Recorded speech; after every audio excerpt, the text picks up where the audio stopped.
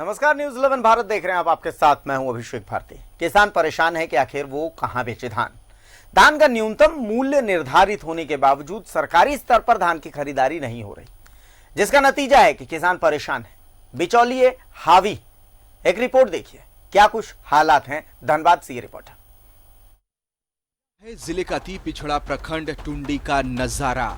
यहाँ खेतों से कटकर खलिहानों तक पहुंचे धान को उसरने का काम किया जा रहा है। इस इलाके के किसान जल्दी जल्दी अपने पसीने की कमाई को सही जगह पहुंचाने के प्रयास में हैं, क्योंकि पिछले 2-3 दिनों से मौसम ने अपना रुख बदल दिया है और मौसम वैज्ञानिकों के अनुसार आने वाले 1-2 दिनों में बारिश के भी आसार है।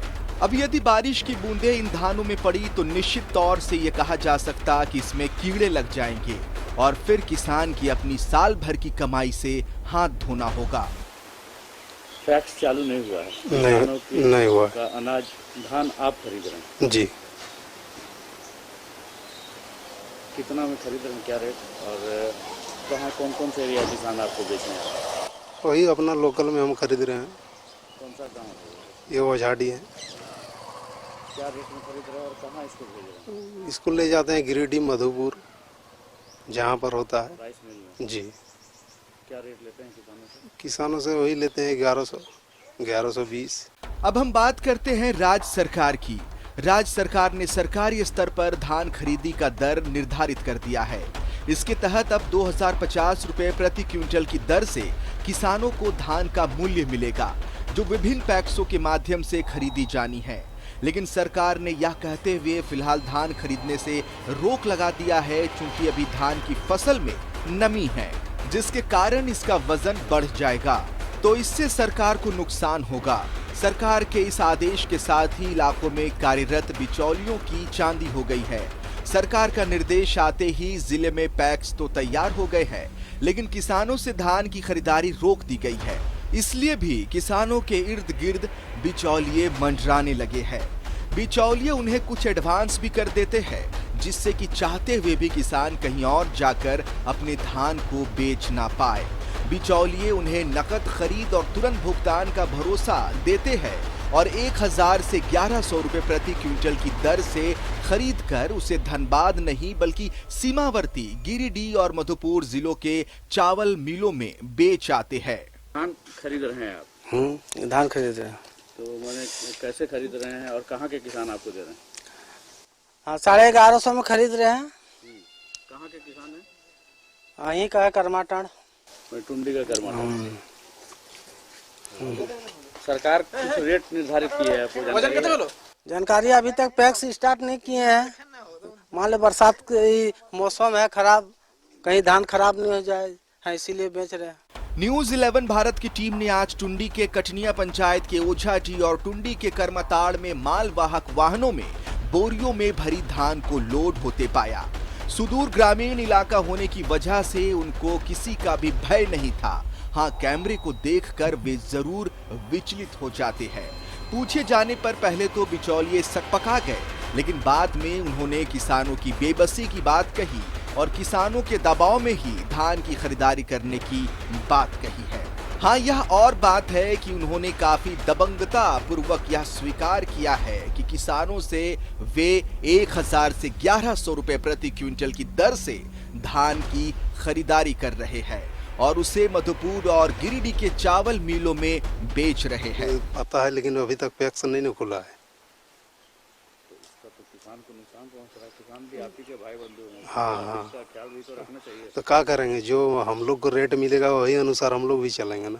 1260, 1200 और 1260 है, दो गो रेट है वहाँ। मैंने 1100 और 1150। नहीं, 1200 और 1200 खरीदते हैं आप 1100, 1150। हाँ। और बेचते हैं 1200 और 1260। कितना धान अब तक हो चुका है खरीद और बिक्री? हम लोग अच्छे खरीदते हैं, 10-20 क्विंटल और बेचते हैं मुद्रा मिल में। वहीं दूसरी ओर जिला प्रशासन इस मामले को लेकर सतर्कता बरतने की बात कहता है। उपायुक्त उमाशंकर सिंह ने बताया कि जिले में धान की खरीदारी की तैयारी पूरी कर ली गई है और इसके लिए पैक्सों की संख्या भी बढ़ा दी गई है। सिर्फ सरकार के निर्देशों का इंतजार है। साथ ही उन्होंने यह भी कहा कि जिला प्रशासन वैसे इलाकों पर भी नजर रखने का काम कर रहा है जहां से बिचौलियों के माध्यम से धान की कम कीमत पर खरीदी होने की संभावना है। हमारे यहाँ पहले सिर्फ 9 पैक्स थे हमारे जिले में, जिसको बढ़ाकर हम लोगों ने 13 पैक्स कर दिया है। राइस मिल भी हम लोगों ने टैग कर लिए थे, सारी तैयारी हमारी हो चुकी थी, बट समहाउ डायरेक्शन अभी प्राप्त नहीं हो पाया है। लेकिन सभी सीईओ को और डिस्ट्रिक्ट एग्रीकल्चर ऑफिसर को निर्देश दिया गया है कि अपने ब्लॉक एग्रीकल्चर ऑफिसर के माध्यम से और प्रखंड सहकारिता पदाधिकारी के माध्यम से जो हमारे इंपॉर्टेंट सेंटर जहां पर किसान धान बेच रहे हैं वहां पे नजर रखेंगे। बहरहाल राज्य के किसानों के साथ साथ जिले के किसानों का भी दिन प्रतिदिन हाल बेहाल होता जा रहा है और सरकार है कि धान सूखने का इंतजार कर रही है। यदि यही स्थिति रही तो जब तक पैक्सों में धान खरीदी का आदेश पहुंचेगा तब तक आधे से अधिक किसान अपनी उपज को बिचौलियों के माध्यम से बेच चुके होंगे। इससे उनके साल भर की मेहनत का मेहनताना तो मिलने से रहा, बूंदाबांदी होने से उपज के खराब होने का भी खतरा अलग से उत्पन्न हो जाएगा।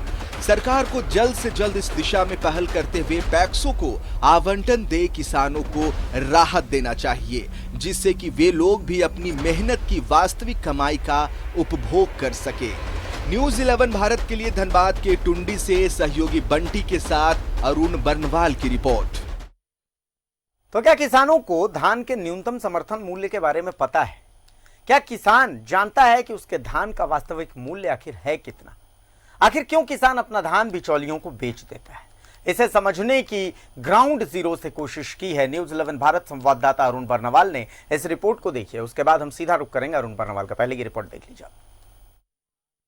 अन्नदाताओं के लिए देश भर में एक तरह से कहें तो आंदोलन का श्री गणेश हुआ है। केंद्र की कृषि नीतियों के खिलाफ देश भर के किसान एकजुट हुए हैं और उन नीतियों का विरोध कर रहे हैं, जिसके माध्यम से वो न्यूनतम जो समर्थन मूल्य है उसको लेकर कुछ जिद पैदा हो रखा है, जिसमें पूरे देश के किसान एक तरह से कहें एकजुट है, जो हम लोगों तक अपने मेहनत से अपनी उपज को पहुंचाते हैं और कहें तो एक तरह से अन्नदाता ही हैं। लेकिन झारखंड की ये दुर्भाग्य की बात है कि यहाँ के किसानों को सरकार ने घोषणा तो कर दी है जो समर्थन मूल्य 2050 मिलेगा, लेकिन यहाँ पैक्सों से खरीदारी एक तरह से रोक दी गई है।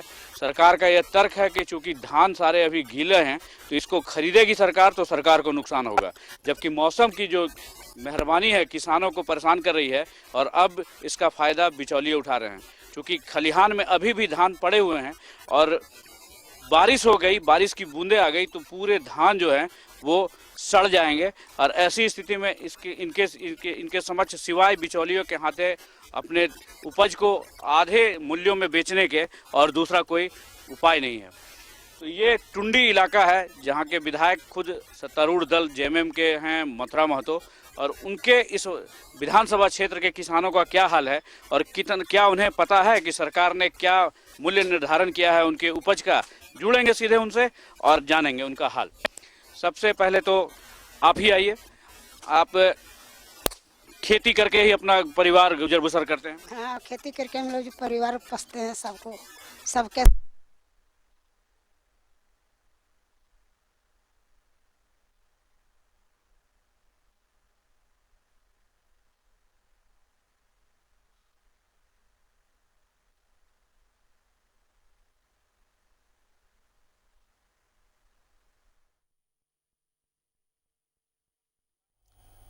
और अरुण हमारे साथ जुड़े हुए, हम सीधा रुख करते हैं धनबाद का, अरुण बर्नवाल के पास चलते हैं। अरुण, धान और किसान ये दो ऐसी चीजें हैं जिस पर झारखंड टिका हुआ है।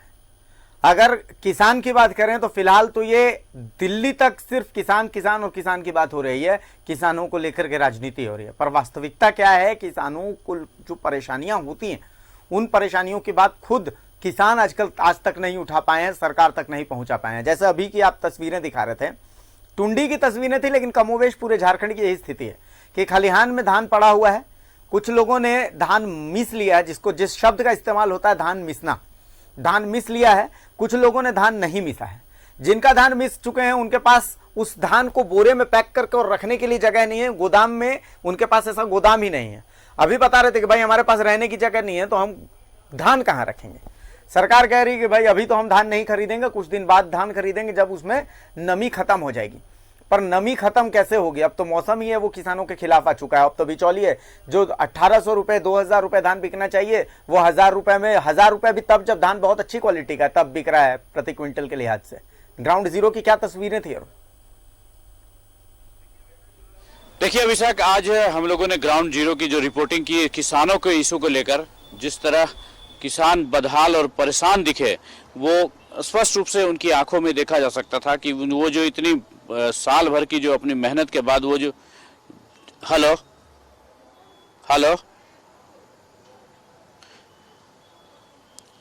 जी अभिषेक, मैं वही बता रहा था जो जिस तरह की उनकी रही थी कि जो उनका साल भर की जो कमाई थी वो किस तरह इसी तरह खुले खलिहान में पड़ी हुई है। और अब जो जबकि सरकार ने एक बार जो घोषणा कर दी थी जो उनको जो न्यूनतम मूल्य मिलना है वो 2050 रुपये प्रति क्विंटल का मिलेगा, इसके बाद उनकी थोड़ी आंखों में चमक आ गई थी। लेकिन अचानक से सरकार ने जब ये घोषणा कर दी कि अभी ये इन धानों में नमी है और इसको थोड़ी देर बाद जब थोड़ा सूख जाएगा, नमी कमी होगी, तब पैक्सों के माध्यम से धान खरीदी जाएगी। ऐसी स्थिति में वो किसान क्या करे जिसको अपने पास रहने का जगह नहीं है, तो वो इन अनाजों को, इन धानों को कहाँ रखेगा, जिसको आपने जैसा कहा मिसने के बाद इनको बोरियों में बंद कर दिया है, अब कहाँ जाएगा। तब इनके पास ये दो ही रास्ते हैं, या तो ये खलिहान में ही पड़े रहें और ऊपर वाले की मेहरबानी पे हो जो मौसम में किसी तरह का गड़बड़ी ना हो, बूंदा बूंदी ना हो, ताकि उनका अनाज जो उनकी मेहनत है उस पर कीड़े ना लगे। दूसरा जो बिचौलिए हैं उनके माध्यम से जाए और जो सरकार ने घोषित कर रखी है 2050 उससे आधी कीमत पर उनको दे और वो अपने जाके अपना लाभ कमाते हुए चावल राइस मिलों तक पहुंचाए। तो ऐसी बहुत सी, न सिर्फ टुंडी की बल्कि टुंडी प्रखंड के कई गांवों का हम लोगों ने आज ग्राउंड जीरो पे जाके उनकी हाल से रूबरू हुए थे। सभी जगह किसानों की यही दुर्दशा थी और लोग बिचौलिए भी ऐसे हैं जो देख रहे हैं जो सरकार की ये स्थिति है, तो कुछ न कुछ किसानों को एडवांस के रूप में उनको पकड़ा दिया, या तो 1000 रुपया दे दिया, 2000। कई एक बुजुर्ग किसान से भी हमारी बात हुई थी, बोले क्या करें, हम लोगों के पास मजबूरी है, जो जाना ही जाना बिचौलियों के पास है। एक महिला कृषक जो थी उनका ये कहना था कि अब पैक्स के माध्यम से एक तो कितना सरकार ने समर्थन मूल्य घोषित कर रखा है, कितना न्यूनतम मूल्य मिलेगा ये उनकी जानकारी नहीं है।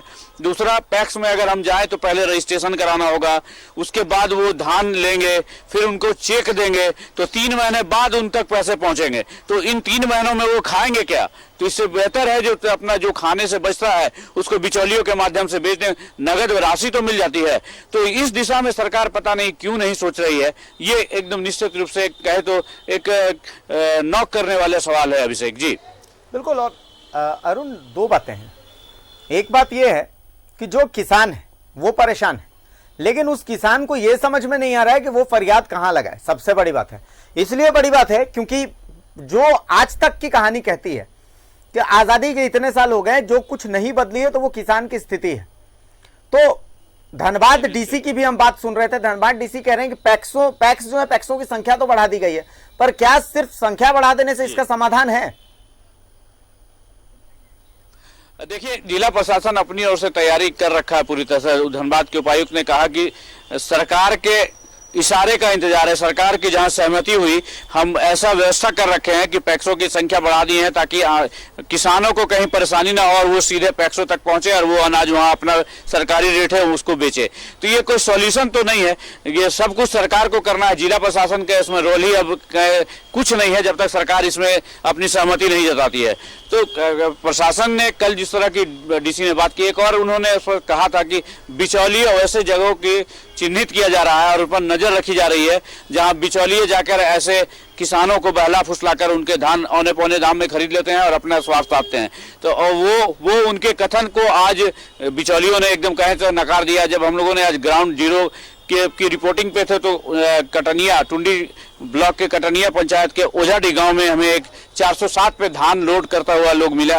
वो व्यापारी बिचौलिया ही था जो स्पष्ट रूप से पहले तो वो कैमरे देख के सपका गया, बाद में कुछ समझाने के बाद उसने कहा कि वो किसानों की मदद कर रहे हैं। किसान उनके पास आए थे कि उनका धान बर्बाद हो रहा है तो वे उनसे खरीद लिया जाए। तो हम लोग क्या कर रहे हैं, हम लोग 1000-1100 रुपये में खरीद रहे हैं और यहाँ से गिरिडीह मधुपुर के राइस मिलों में भेजा जाएगा। वही हाल कुछ टुंडी के कर्माटाण गाँव में भी दिखा, जहाँ एक गौतम कुमार साव बोलकर एक जो बिचौलिया था वो बहुत बेझिझक होकर बेधड़क होकर कह रहा था कि हम क्या करें, हम लोग अपने खरीदते हैं और 100-200 रुपये अधिक लेकर बेचते हैं।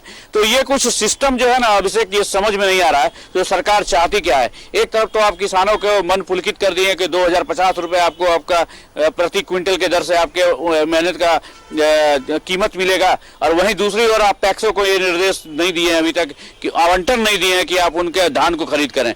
तो ऐसी स्थिति में किसान तो मजबूर है बिचौलियों तक जाने के लिए, क्योंकि हम लोगों के देश में जो अभी मैक्सिमम जो ऐसे किसान हैं जिसमें मिडिल क्लास और लोअर मिडिल क्लास की संख्या अधिक है, उनके पास खुद का रहने का ही बहुत मुश्किल जगह है, तो वो इन जो अपने खेत के उपज के धान को है वो कहाँ रखेंगे। तो मजबूरी है उनके पास वो बिचौलियों के माध्यम से जाए, अन्यथा उनका अनाज जो है वो सड़ेगा।